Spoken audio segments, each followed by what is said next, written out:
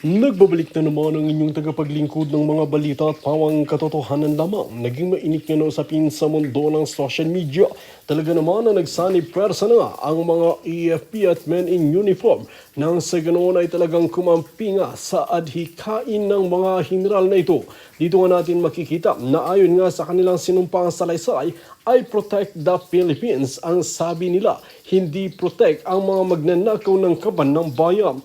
Dito nga natin mapapatunayan na may matataas na opisyalis pa rin na talagang hindi nga kinakaya na pera-pera na lang ang kanilang ginagawa. Ngayon nga ay talagang aminado sila na may mas mataas pa at kahit mababang rangko ay talagang nagpapasilaw nga sa binabayad ni Kuting ng Norte na salapi para nang sa ganoon ay gumawa sila ng mga karumal-dumal na gawain sa bansang Pilipinas. Ngayon nga ay ayon sa kanila ay hindi nga sila papayag. Kaya naman ngayon pa lamang ay talaga nagkakampi-kampi na ang mga ito para patalsikin ang mga korap na opisyales sa bansang Pilipinas. Dito nga natin mapapatunayan na talagang wala nang kawala ang mga korap na opisyales sa kanilang kamay. Dito natin mapapatunayan na talagang desidido na sila para patumpain at sugpuin ang mga korap na opisyales na binabayaran ni Kuting ng Norte. Well mga kaibigan, para nga sa karagdagang impormasyon, panoorin nga natin ang buong video. At kung bago ka lamang sa aking channel, huwag kalimutan i-click ang subscribe button at notification bell para lagi kang updated sa ating mga bagong video. At para sa solid viewers natin dyan, maraming salamat sa walang sawang pagsuporta. Boot the AAP at PNP. We have to reboot it such that we will have an AAP, a professional AAP PNP na right now we have, sinasabi nila professional sila pero actually hindi. Mga professional sila na part of the syndicate. No? Yun yung problema eh. Kaya sinasabi ko, yung matitino dyan, madadamay. Kaya the best dyan, mga babayan, sinasabi ko nga sa inyo, do not forget to bring your white ribbon. It might come in handy. White ribbon, no? Na pwedeng isuot dito sa kwintasin niya, o kaya dito sa ulo, o kaya dito sa braso, no? White ribbon. Sukatin nyo gaano ka. Mga 1.5 foot, okay na siguro. Pwede na may itali, no? 1.5 foot. 1 foot naman, maikli. So, 1.5 foot, pwede na. Okay rin na, no? Pwede na kwintas, pwede tali dito. Saper, 2 feet. 1.5 foot is good enough. So kung lahat kayo may dala, di merong 1,000 tao, di may 1,000 ribbon, di ba? Kung meron kayong 10,000 tao, di may 10,000 ribbon. Di lahat nakaribon na. Di ba? Kayo mga kababayan, di naman kayo nakailang mag-ribbon eh. Mag-ribbon yung mga may uniforme. Na sundalo, PNP, di ba? It might come in handy. Just bring it. Magdala lang kayo. And this goes for all groups, no? Kung ayaw ninyo, nung mga leader ninyo, kayo, mga miyembro, magdala kayo. It might come in handy because for your safety, makita nyo may kakampi pala kayo. Babanatan nyo, babambuin nyo yung tao, aawayin nyo yung pala kakampi nyo. You're creating an enemy. Okay? Ang kinakailangan dyan, pag kayong tao, sympathetic sa taong bayan, pero may trabaho kasi siya, may ginagawa. You have to understand that. Pero pagka binanatan nyo, hindi na siya magiging sympathetic sa inyo. Magiging survival mode siya. Kasi may uwian siyang pamilya, pagka napatay siya, ninyo, mga kababayan, magulo to, patay na siya, wala na siyang pamilya. Kaya, magiging defensive mode siya. Yun ang gusto ng gobyerno. Pagka nag-defensive mode yung tao, ratrating kayo. Magagalit naman kayo. Kasi tutumba kayo mga kasama. Lalo naman kayo ma-instigate na lumaban. Kaya, magulo na. And then yung super nagalit, in the aftermath, maraming patay. Ang nakatawa dyan, CPP, NPA, NDF. AFP, gusto nyo umabot sa ganyan? Gusto ng CPP, NPA, NDF, sirang-sira ang AFP tsaka PNP. Okay. Sirang-sira yung gobyerno. So, ngayon, ang tayo, pagka kunyaring, ang taong bayan umikot ang gulong, and then we are able to make declarations, One of the declaration is yung outlawed ang CPP, NPA, NDF. Outlawed. Lahat kayo huli. You will be tried. Lahat kayo. We want to eradicate CPP, NPA, NDF. Once and for all. Tigil na natin to. Ilang bata na yung namatay. Ilang bata na yung namatay. Nung time ko, binubuhay ko yung mga bata. 15 anyos hanggang 17 anyos. Putya, isipin nyo, oh. High school graduates, oh, mga college level. Oh. 15 anyos. Isipin nyo, kayo 15 anyos, 16 anyos ka. I came out of high school, 16 years old. 17, I was first year college. Mapua, engineering. Imagine, naging rebelde yung ganun. Bakit di mo naman patayin? Papatayin ka. May baril eh. And the parents, alam nila nasa eskwela yung anak nila. Eh bakit nagkaganon? Naging rebelde ito, napunto sa bundok. Ni-recruit ng CPP, NPA, ng mga puta ng mga congressman na yan. Tangin naman yung puta. Yeah, we have to put a stop to it. We have to declare them as talagang yung organization, bawal na yan. Yung mga putang pwedeng magkaroon ng organization ng CPP? No. Hindi pwede. Na putragis yan. Dami. Manggago eh. Ngayon, nasa Congress sila eh. Pumapondo. Tayo pumapondo dyan eh. Nakantokwa yan. Meron silang mga ano tawag doon? MOOE na ginagamit nila para mag-recruit. Tapos yung nire-recruit, armasan nila, papatayin yung sundalo natin. O pisang kayo. Gusto nyo may mga CPP, NPA, NDF? Bahala kayo. You die for your cause. You die for this government.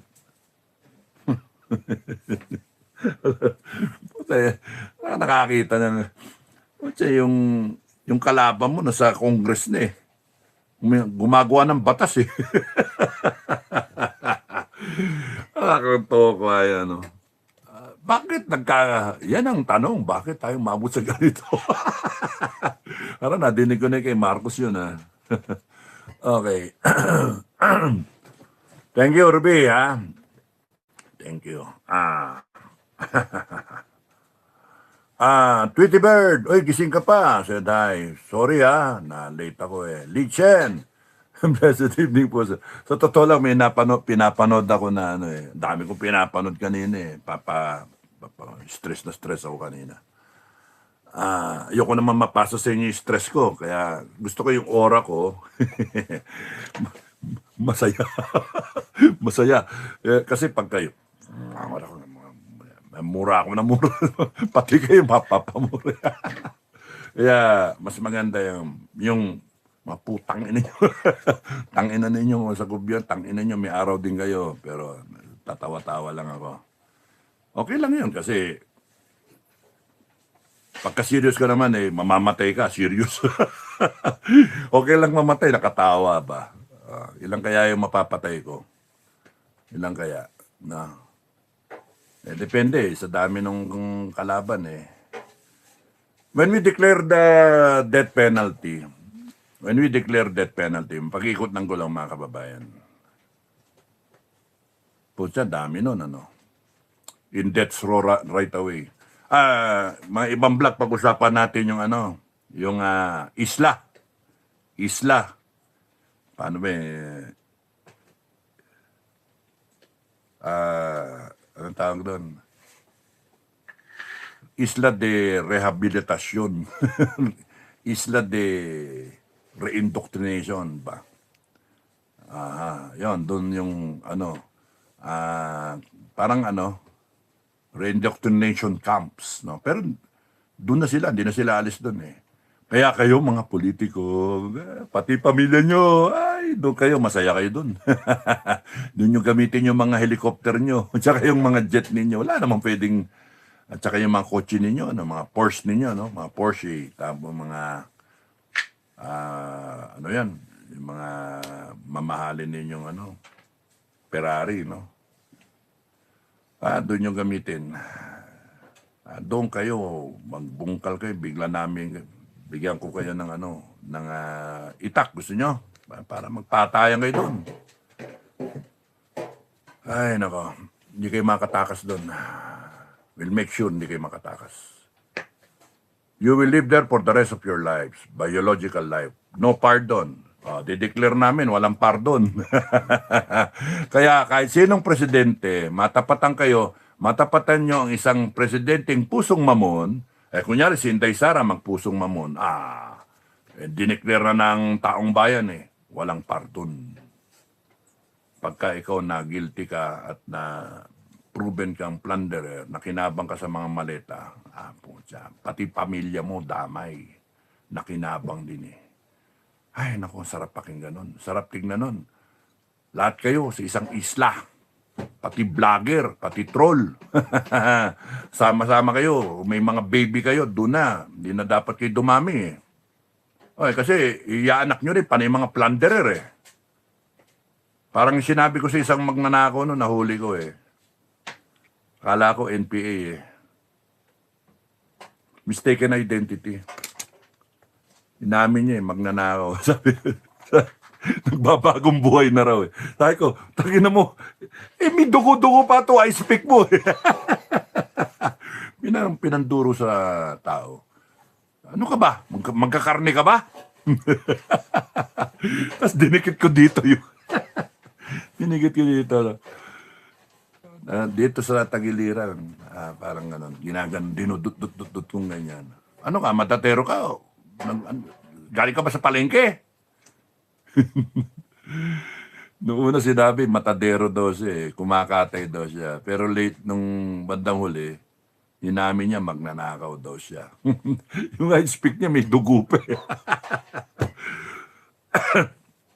Sabi ko, sakina mo, yung mga gaya mo, hindi na dapat mabuhay. Kasi may pamilya ka ba? Sabi niya, meron daw. O yung anak mo, lalaki rin magnanakaw. Namputya. Hirap ng ganun, I hate playing God, I hate playing God. And you have to decide on the life of a person. Kaya mas maganda sa akin yung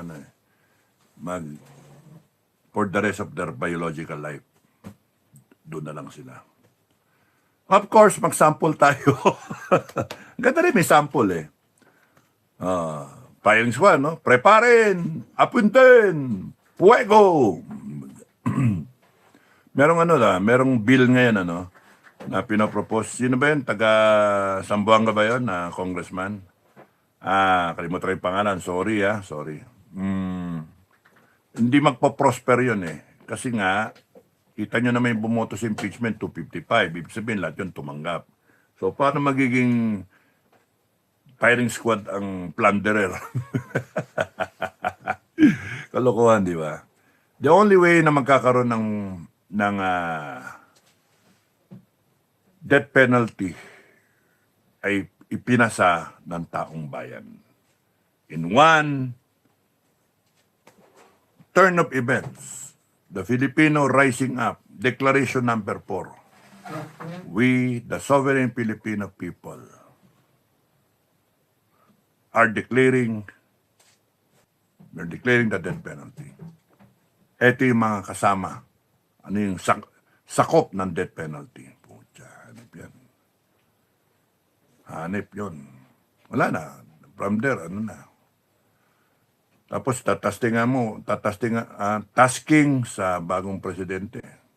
You will make the implementing guidelines. IRR, implementing rules and regulations. Basta sa taong bayan, we want the death penalty. Yan, ganun ang Okay. Letty Moreno, good evening ka. Watching from Naik, may God bless, protect you. Thank you. Tweety Bird, good morning. Sir Dado, good morning na. Tweety Bird, watching from land down under, Australia, Maluya, Dep. Good evening, Dado. Magandang gabi. Lee Chen, please don't forget to like and share po. Maraming salamat, Lee Chen. Thanks po, guys. Thank you. Uy, 197 yung nag-like. Okay, Ani Benavente, I'm happy that some of your viewers are reposting your blogs in Reels. Thank you, walang copyright. Basta i-cut short nyo, mahaba kasi yung vlog eh. Kunin nyo yung gusto ninyo, kunin nyo yung nagaganyan ng mga putang ina nyo. Pinapanood ako eh. Iyang-iya ako sa sarili ko eh. Ako ba yun? Mga putang ina nyo, ganyan-ganyan. Walang iya kayo, madedemand. Solid eh, solid. Yan, maganda, okay lang yan. Walang copyright para magising yung tao. Pantero, hi, magandang gabi, buddy.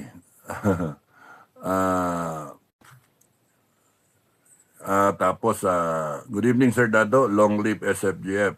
Okay, thank you, ha. Already lang, anytime, ha. Sa airborne, di ba? 10 minutes.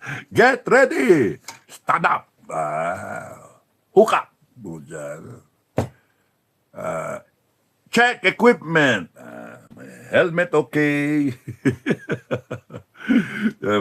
Uniform, yung et cetera. All okay. Sound off for equipment check, yun na nga yun. All okay. Tapos nun, shuffle to the door. Tapos nun, stand door. Talo ka na sa aeroplano. Yung number 1 jumper. Ramdam na ramdam mo yung hangin ba? Mumutla ka na doon. Kasi ang lamig eh. Ang lamig. Tapos, go. Talon. Bilang ka. 1,000, 2,000, 3,000, 4,000. Up. Tingnan mo. May parachute. Pagkawala, bunot ka reserve. 5 seconds. 1,000. Titingin ka sa kaliwa kasi pipitik yun eh. 1,000 hanggang 5,000. Tingin ka ganyan. Up. Wala pa rin parachute. Ano susunod daw? Our Father who art in heaven. Alak na to ka. Paano mo walang parachute? Airborne. Kalukuhan niya, ano na yan eh.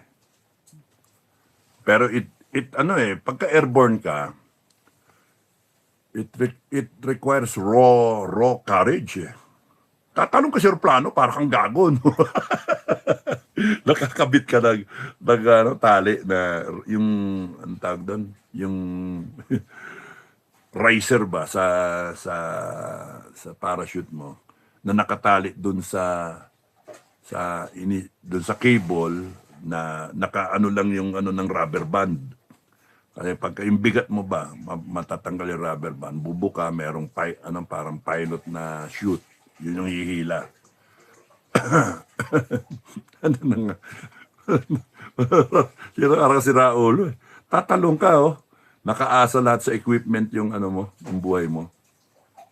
It requires raw courage. Airborne. Gabriel, good evening, sir. Happy salute, sir. Thank you, Gabriel. Ate Hides Mix Blanc, that's right.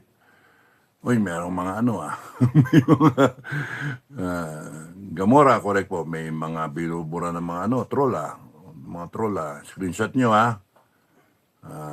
Ramon, Brazil. Hi. Leticia Scott, thank you, Cap Dado. Thank you for helping the Filipino people know the Constitution, and thank you for your heroes doing to our country, and God bless you. More power to you and all patriotic. Alam nyo, yung mga member ng SFGF, marami dyan mga retired na talagang meron pa akong mga 70 plus eh. No? May 76 pa. No? Meron pa 80 eh. Iba naman, mga kasing edad ko, mga kasabayan ba,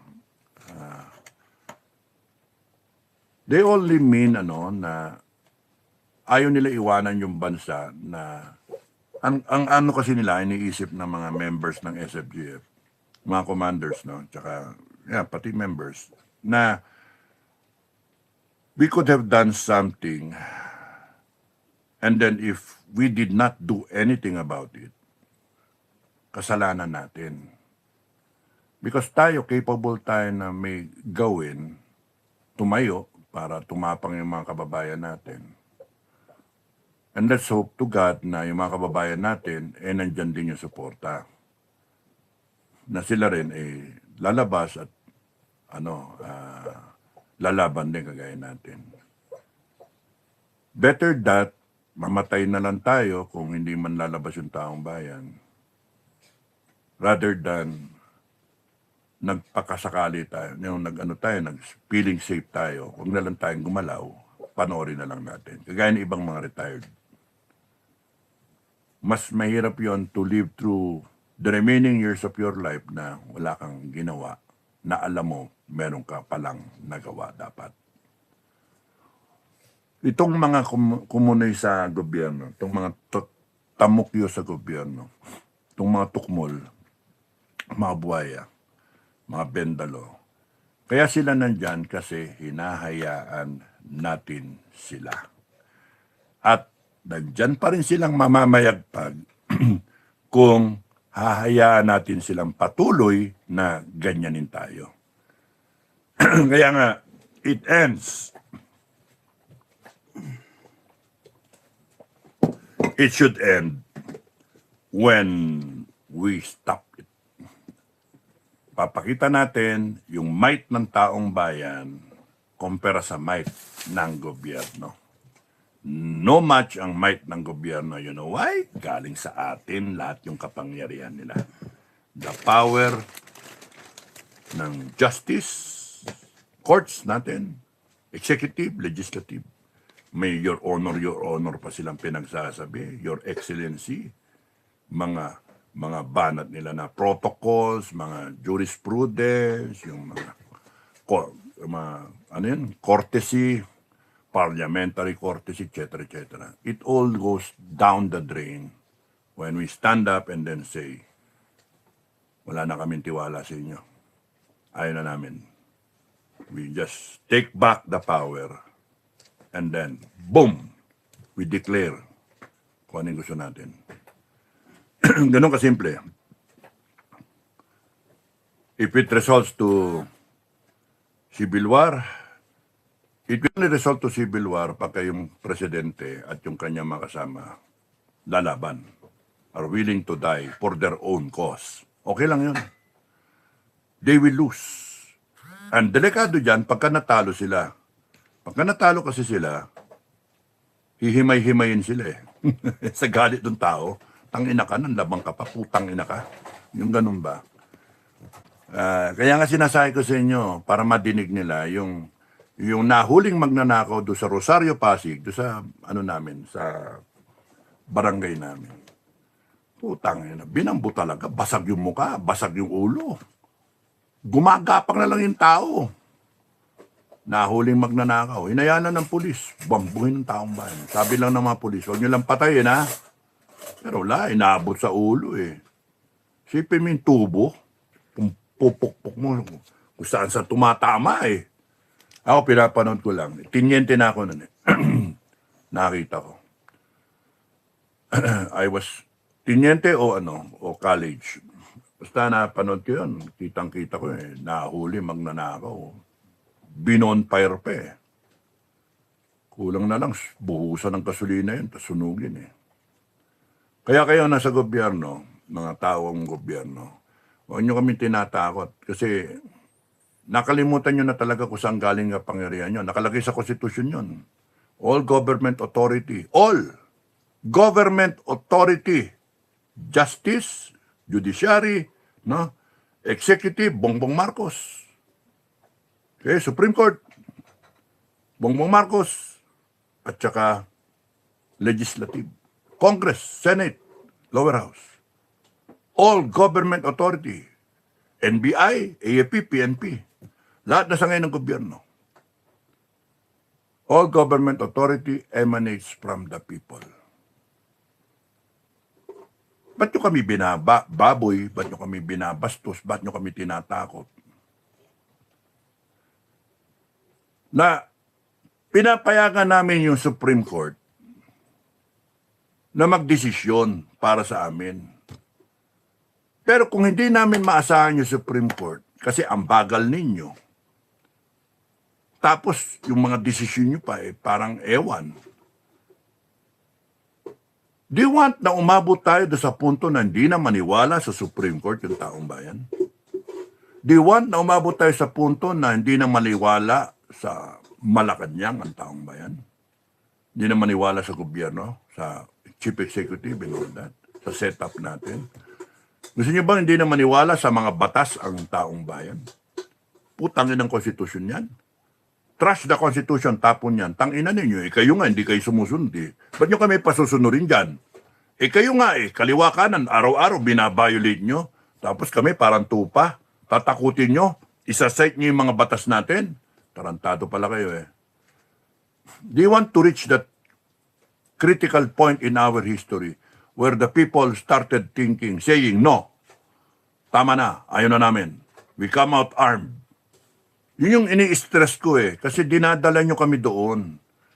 Mahirap kontrolin yung taong bayan na talagang gustong pumatay na. Ihaharang nyo yung AAP tsaka PNP. Ay, patay kayo doon. Madadali kayo kasi yung AAP, PNP, mag-iisip yun. Kasi sumumpa yan protect the people. Anong klaseng protect the people? Babarilin mo yung tao. Kaya naman nag-aarmas yung mga tao kasi to protect themselves. Kasi ang perception, wala nang pakinabang ang AAP tsaka PNP. Doon na sila. Bangag na rin sila. So, yung ano ng tao, right ng tao to defend themselves is inherent. Inherent yon. It is a right. I can defend myself. May pumasok, just like in Senate, may pumasok sa aking bahay. Nakaarmas. Ano, makipag-usap ako? Mabait siya, plus ka. Nag-warning shot. Sa akin niya may papasok sa bahay ko. Putang ina, nandun pa lang sa labas ng gate. Nandun pa lang. Aasintayin ko, papatayin ko na. Because there is a threat to my family. A threat to me, a threat to my family. Ayoko nang umabot na mag-uusap tayo, kung ratratin niyo ako. Patay na ako. Paano madedepensa yung pamilya ko? Kaya iba-iba tayo mga kababayan. Sinasabi ko sa inyo yung side ko, sa akin yun, pag ako, dinedepensahan ko yung bahay ko, pamilya ko. May pumasok dyan. At walang sasabihin, may warrant? Putangin na, sige. Tanggalin mo yung baril mo, lumapit ka, pakita mo sa akin yung warrant. Lahat kayo, baba niyo yung mga baril ninyo. Kung hindi, raratatin ko kayo Pakilala kayo. Pakita mo yung ID mo. Tapos hindi ko tinatanggal yung aim ko. At saka ready akong i-detonate yung C4. Yung Claymore. Putang ina, gago kayo. Lulusubin nyo ako tapos nun mag-aasta kayong ganon. Hindi pwede. O di pakita nyo yung warrant. Hindi, pursahan kayo Sabihin nyo, may warrant. May ano-ano. Tapos si Raulo. Papasok kayo sa bakuran ko. I have the right to defend myself. So, inaabuso niyo yung posisyon niyo, inaabuso niyo yung power niyo. Sa amin galing yun Imagine parang, we created the AFP, we created the PNP, we created the NBI to help us. Bakit parang ngayon silang ginagamit para to oppress us, to create havoc, to create a scenario na natatakot tayo? Di ba bakit natin sinusweldohan yan? Kaya may mali. Kaya sinasabi ko, mali kayo kasi dinadala nyo ang Pilipinas either sa Civil War, sa French-type Revolution, or sa secession. Mamili kayo doon. Basta kasalanan nyo. Pagka lumabas dyan may lumabas nga lang dyan ng 1,000 na armado Sakit na sa ulo yun Kasi may lalabas din na 10,000 na armado rin. Galing kung saan ang probinsya. May lalabas pa dyan na 20,000 na armado rin. Let's say 20,000 na lang na armado. How will you react to that? Ngayon, pag kanyari armado, hindi mo na makontrol. napasukan ng mga putang ng mga ano. AAP yan ang pag-isipan nyo maigi. Kasi lalabas yung tao armado na. Nya-justify nila na kaming tiwala na sa AAP tsaka sa PNP para di kayo mamabambo, labas kami armado. Paano ngayon kung napasukan ng CPP, NP, NDF? Then, nagkabanatan na, patay na. Wala, mahirap nang kontrolin yon. And then, in the end, wala na, magtuloy-tuloy na yan. Anarchy, wala nang batas. And then, it becomes a French type revolution. It's bloody. And then, yung mga politiko, aalis lang. Iwanan tayo, patayan. And then, too late for the AFP. Siran-sira kayo eh.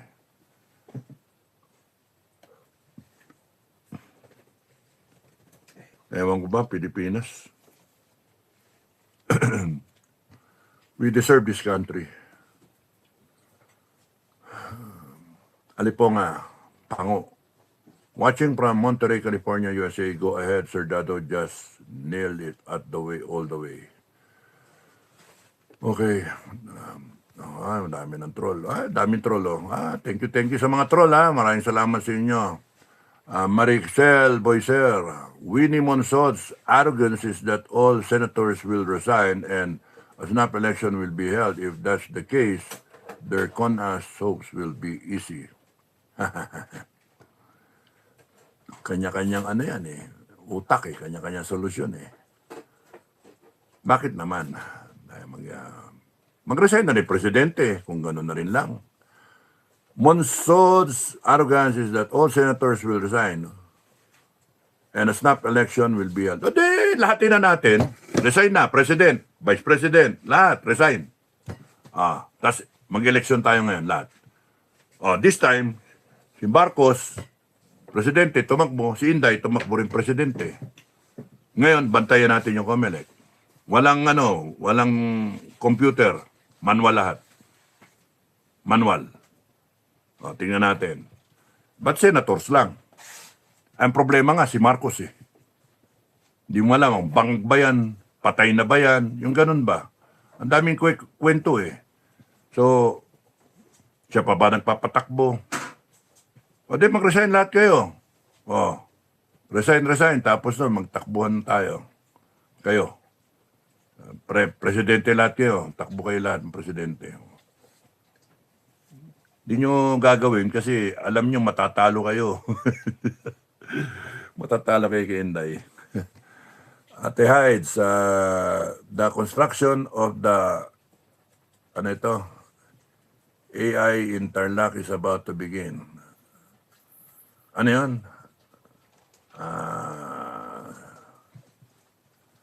Hindi ko gets yun. AI.